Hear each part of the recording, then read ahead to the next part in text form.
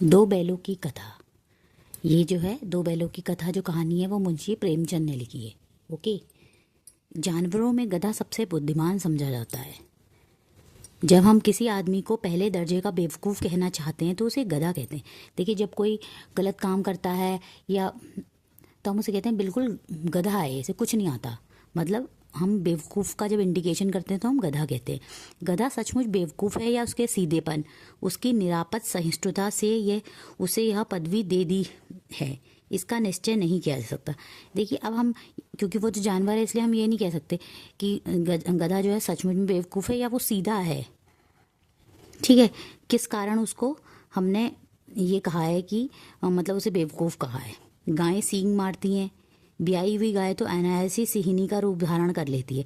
देख, गायें भी तो सींग मारती हैं, गायें सींग मारती हैं। और जिस गाय का छोटा बेबी हुआ होता है तो वो अपने बच्चे के लिए बहुत ज़्यादा पजेसिव हो जाती है, तो वो ऐसे ही सींग मारती है।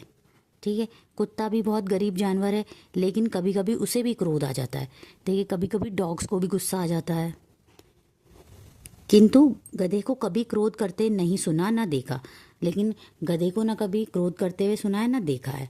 जितना चाहो गरीब को मारो, चाहे जैसे खराब सड़ी हुई घास सामने डाल दो, उसके चेहरे पर कभी असंतोष की छाया भी नहीं दिखाई देती।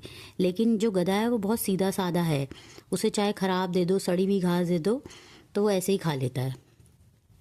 बैसाख में चाहे एक आध बार कुलेल कर लेता है, पर हमने तो उसे कभी खुश होते नहीं देखा। और जो है, हमने गधे को कभी खुश होते हुए नहीं देखा। उसके चेहरे पर स्थायी विषाद स्थायी रूप में छाया रहता है। विषाद मतलब दुख, तो वो हमेशा मतलब दुखी सा ही रहता है। उसके चेहरे पर कोई एक्सप्रेशंस नहीं होते। सुख दुख हानि लाभ किसी भी दशा में उसे बदलते नहीं देखा। चाहे कुछ भी हो, उसके चेहरे के एक्सप्रेशन नहीं बदलते। तभी तुम कहते हैं कि वो गधा है। ऋषियों मुनियों ने के जितने गुण हैं वे सभी उसमें पराकाष्ठा को पहुंच गए हैं, पर आदमी उसे बेवकूफ़ कहता है। सद्गुणों का इतना अनादर। देखिए, वो कभी कुछ नहीं कहता, इजीली सब कुछ खा लेता है, मतलब सीधा साधा है, लेकिन फिर भी हम उसे बेवकूफ़ कहते हैं। इसका मतलब यह है कि जो इतना अच्छा है उसका हम इतना अनादर करते हैं, मतलब डिसरिस्पेक्ट करते हैं। वो सीधा है लेकिन फिर भी हम उसे बेवकूफ़ कहते हैं।